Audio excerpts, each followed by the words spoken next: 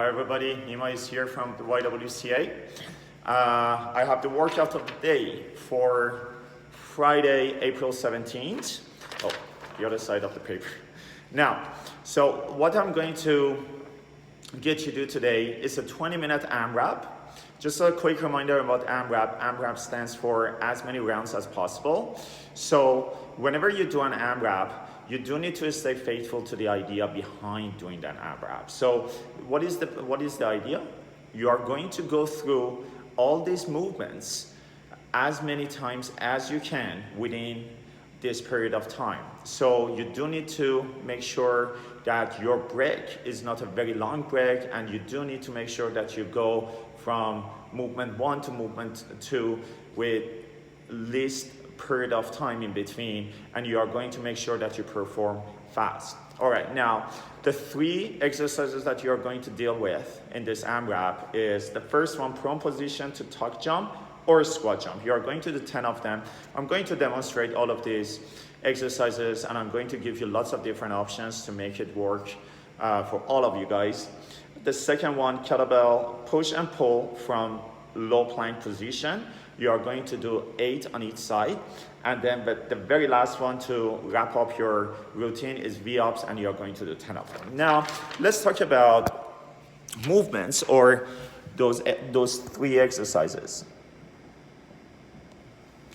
Okay, exercise number 1 is prone position to squat, jump, or tuck jump. So the prone position, let's talk about prone position. This is what we call prone position. You're just laying down on your chest, okay? Now from this position, I'm going to go into another position where I can jump, okay? Now, let's talk about squat jumps and tuck jumps, just in case if you don't know the difference. Squat jumps, you are going to jump, hold your arms over your head. Tuck jumps, you do need to jump, obviously, but you're going to have to jump a little bit harder because you do need to raise your knees when you're in the air. You do need to raise your knees and tap your knees with your hands. All of these are going to happen in the air, so you do need to jump harder. So it is going to make it more explosive, and it is going to feel a little bit harder. Now, the first position, back to our exercise, the first position was prone position, which is laying down on your chest. The second position, which is the position where you're going to attempt your jump, is actually the squat position, the bottom position of squat, basically. All right. So I'm going to find a way in order to go from prone position into a squat position in order to attempt my jump. So the very first thing I need to do, I need to get off the ground. I have 2 options. Option 1, do a regular push-up. Option 2, hold your knees down. If it is too hard for you, hold the knees down and push your upper body up. All right? And then if you're holding your knees down, you're going to get your knees off the ground after that. And then, in order to go from this position to my bottom position of squat, I need to get my feet underneath my body, right? I have 2 options again in order to get my feet there. I can hop. My feet are under my body. When I get my hands up, I'm in my squat position, or the bottom position of squat. So I could hop in order to get my feet there, or I can simply step. Again, I'm in the bottom position of squat. And then from that bottom position of squat, you are going to do either your squat jump or tuck jump, all right? After you land from your jump, again, you are going to go back to your prone position in order to the next rep, okay? So you can just put your hands down and go right into your prone position, okay? So this is exercise number 1. Exercise number 2, it's called kettlebell push and pull from low plank position. So let's talk very quickly about low plank position, because there is a very important, simple, but very important thing that I want all of you guys to do when you are going to do your low plank position. A very common mistake is this. There are lots of people, they get their hands together when they are at low plank position. Always remember, you do need to have your forearms straight on the floor in order to have that shoulder stability, especially if you are going to need that, especially for this exercise that you are going to do. Without that shoulder stability, you are not going to be able to perform efficiently. Now, I'm going to use this kettlebell. It's a very light kettlebell. It doesn't have to be too heavy.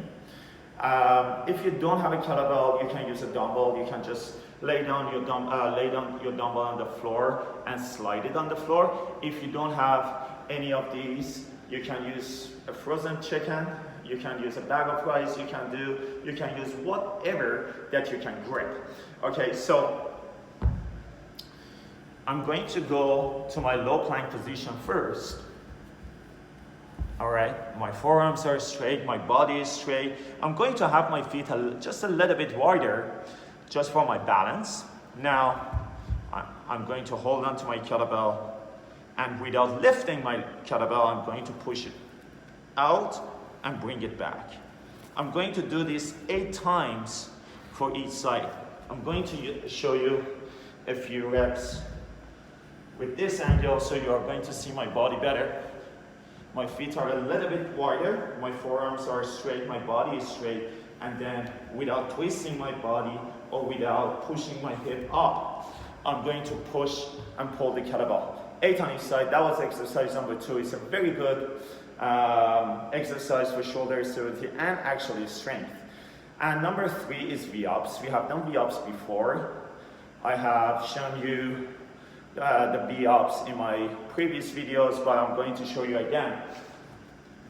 So for V-ups, which is a very good exercise for core stability or core strength, you are going to lay down your back, legs are straight, feet are together, arms are going to go above your head like this. Now, what I'm going to do, I'm going to raise my legs, and I'm going to lift my upper body, or I'm going to get my spine off the ground at the same time, so I can touch my shin with my hand, like this. I'm going to do 10 of those. If it is too hard for you, you can do U-ups instead. They are very similar to each other, but when I'm doing U-ups, I don't have to lift my spine off the ground. Only my arms and legs. See? My spine stays. All right? So these are the 3 exercises that you're going to do in your AMRAP. Again, just a quick review on what we talked about. It's a 20-minute AMRAP. Limit your break that you are going to have in between the rounds or in between the exercises. Try to perform your exercises, do those reps as quickly or as fast as you can, and go for 20 minutes. For prone position to tuck jump or squat jump. So again, you have 2 options for your jump. Tuck jump is harder, definitely harder than squat jump, because you do need to jump harder and bring your knees up and tap your knees with your hands in the air. And then when you land, just go right back into your prone position. For kettlebell push and pull from low plank position, just make sure that your forearms are straight. Maybe your forearms are going to turn. Always have your eyes on your forearm, which is on the ground, and make sure it's straight. And the other arm is obviously pushing and pulling. Do not twist your body as you're pushing or pulling, and do not push your hip up. And the very last one was V-ups. Modification is U-ups. U-ups are definitely easier. Good luck to you, and let me know how you do. Stay happy, stay safe. Have a very good weekend. I'll be back on Monday. Bye for now.